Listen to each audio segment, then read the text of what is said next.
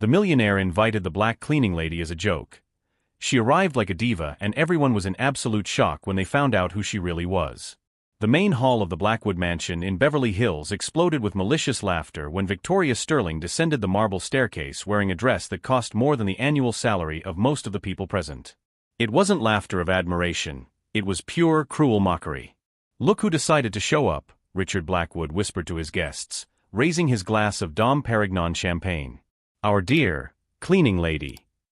Victoria Thames was 35 years old and never imagined she would one day step foot in that ballroom as a guest, even if it was a joke.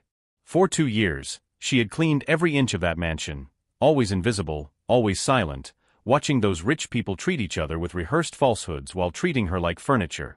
The invitation had arrived 3 days earlier, delivered with a cruel smile she knew all too well. "Charity gala on Saturday," Richard said, handing her the gold envelope. "Dress code, maximum elegance.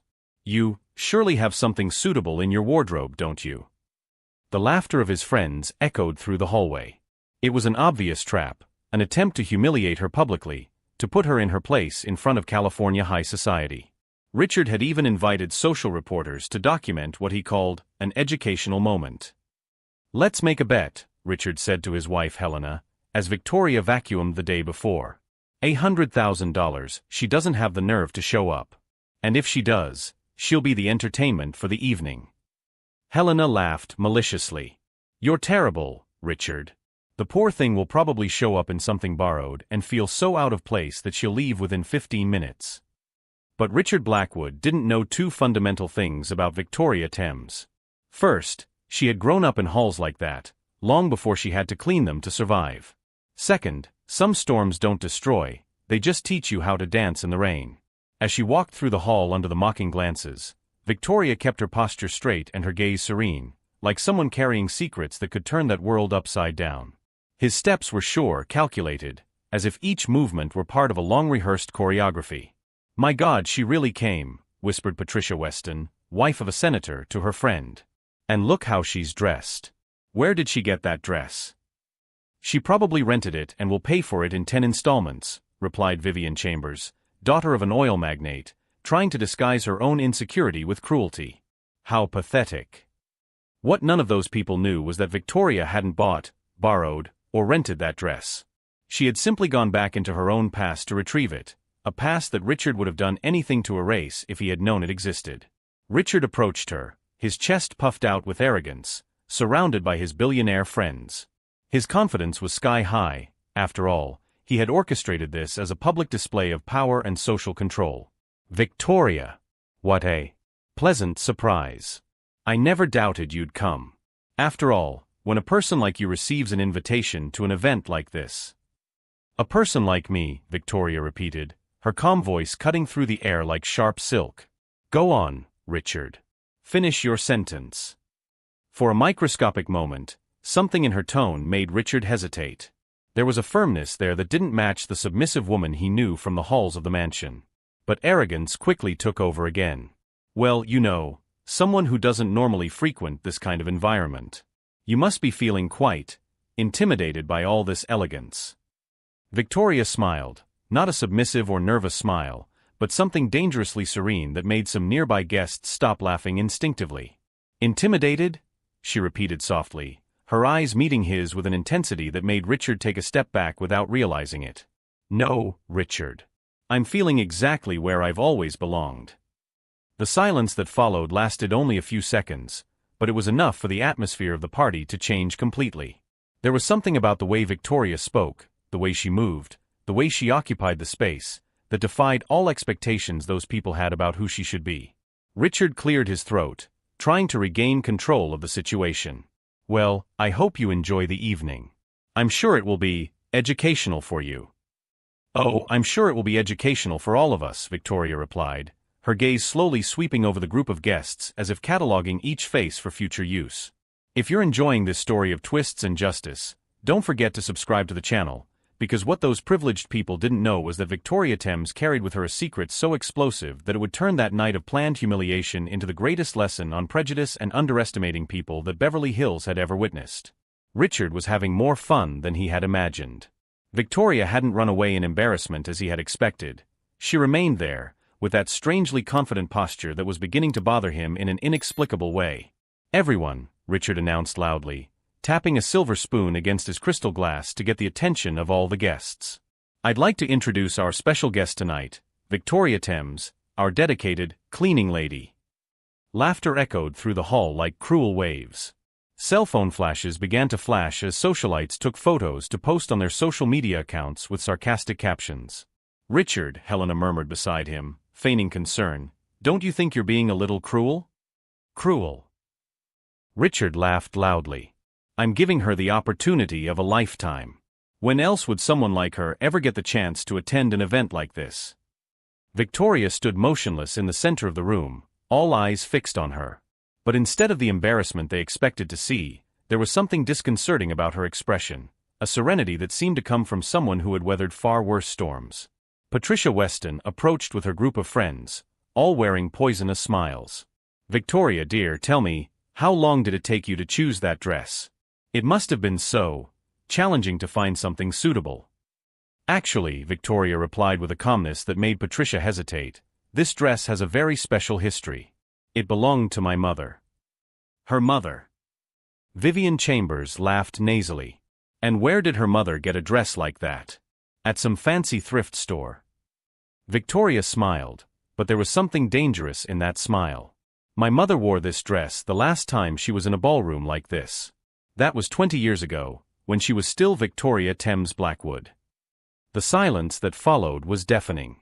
Some people stopped talking, realizing that something important was being said. Richard, who had been laughing with his close friends, turned slowly.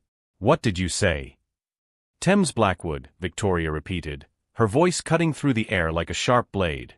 "It's funny how some people choose to conveniently forget their own family history." Richard's face began to pale. Helena instinctively grabbed her husband's arm, sensing that something was terribly wrong. "You're delirious," Richard said, but his voice came out less firm than he intended. "I don't know what game you're playing, but—" "This isn't a game, Richard." Victoria took a step toward him, and several guests instinctively backed away. "It's history. Our history. The history you tried to erase when you decided it was more convenient to pretend that certain people in our family never existed." The cell phone cameras continued to record, but now for a completely different reason. Whispers began to spread through the room like wildfire. Helena pulled Richard by the arm. "What is she talking about?"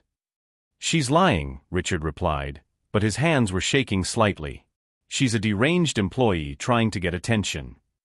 Victoria reached into her small purse and pulled out an object that made several guests gasp. It was a ring, not just any ring, but the traditional Blackwood family engagement ring, engraved with a family crest and featuring the distinctive blue sapphire that had been passed down for generations. "This ring," Victoria said, holding it up for all to see, "was given to my mother by her father, Henry Blackwood. My grandfather.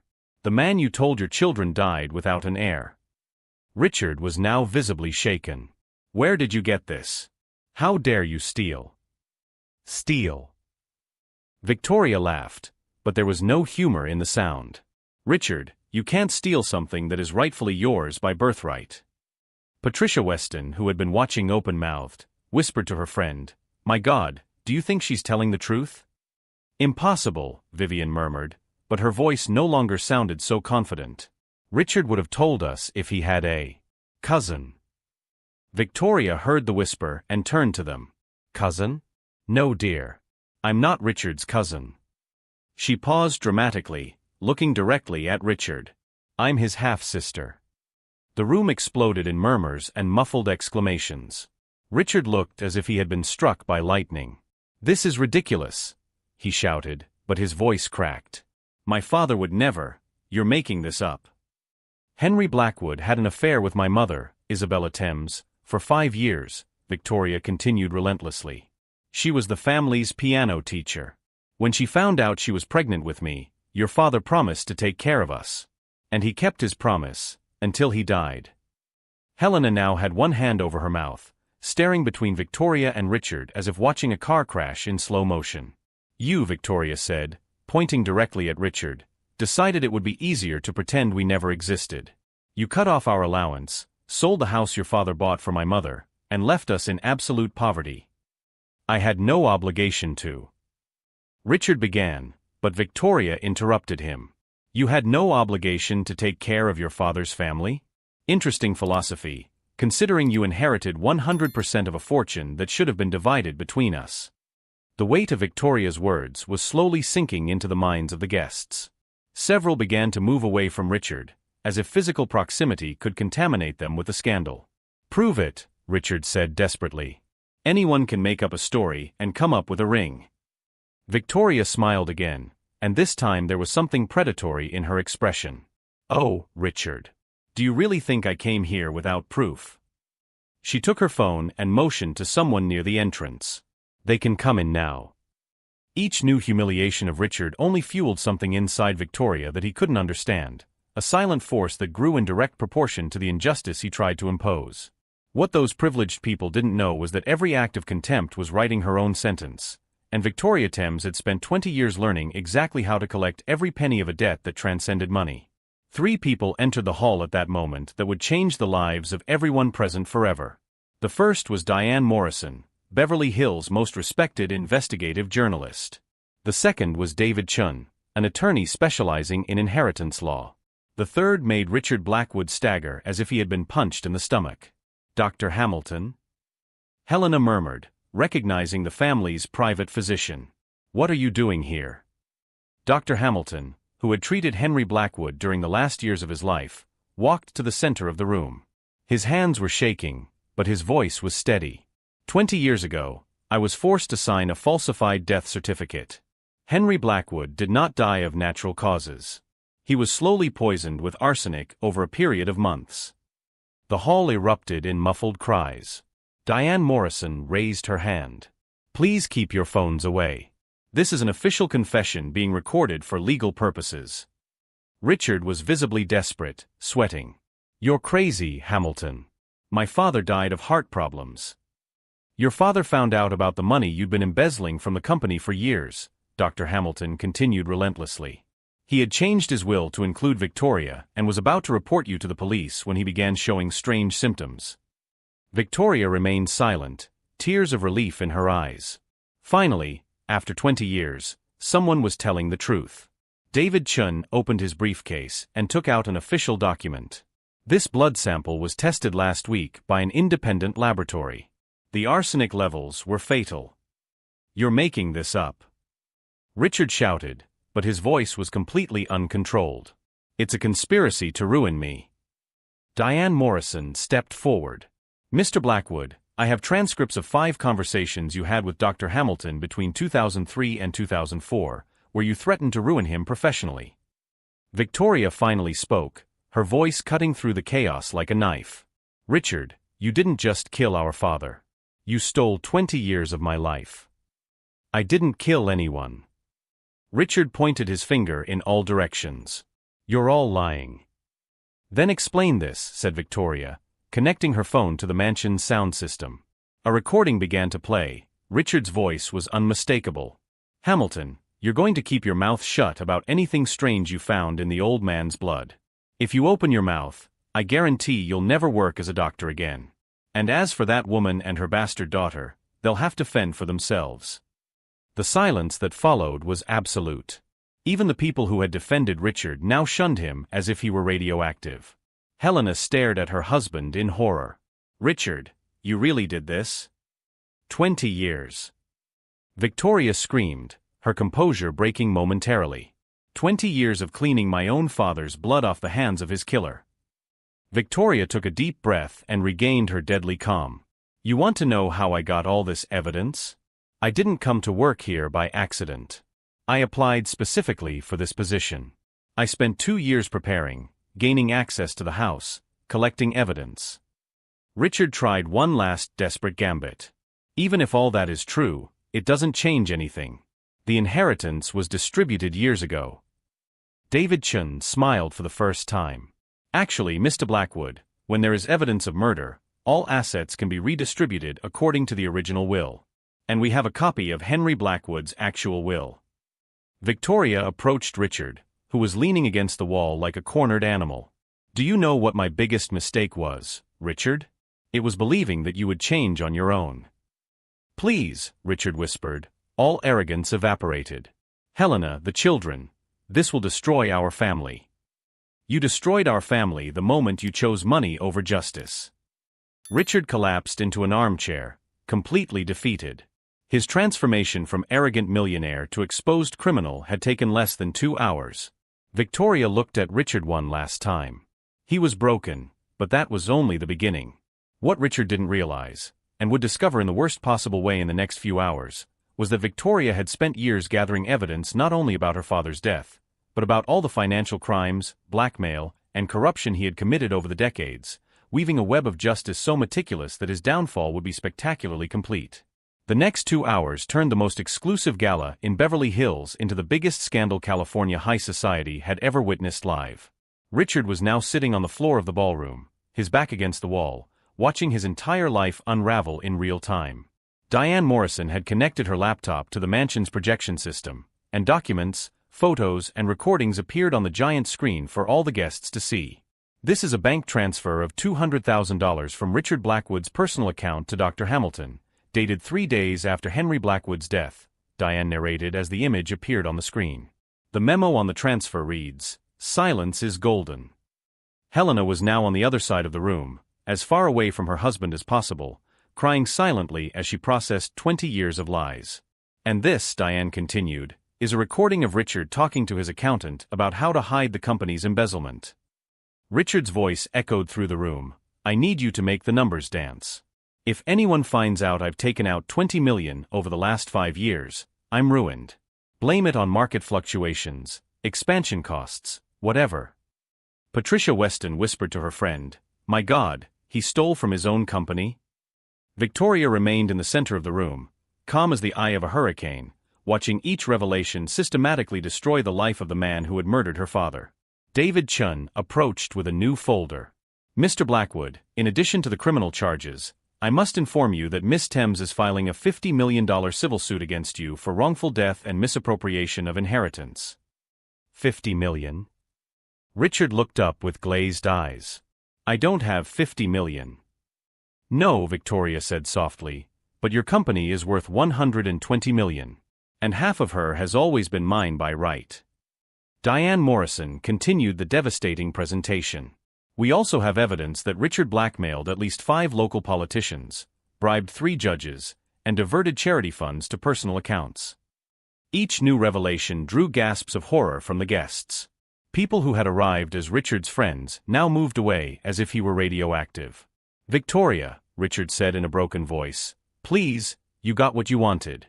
Stop this." Victoria stepped forward and knelt in front of him, looking directly into his eyes.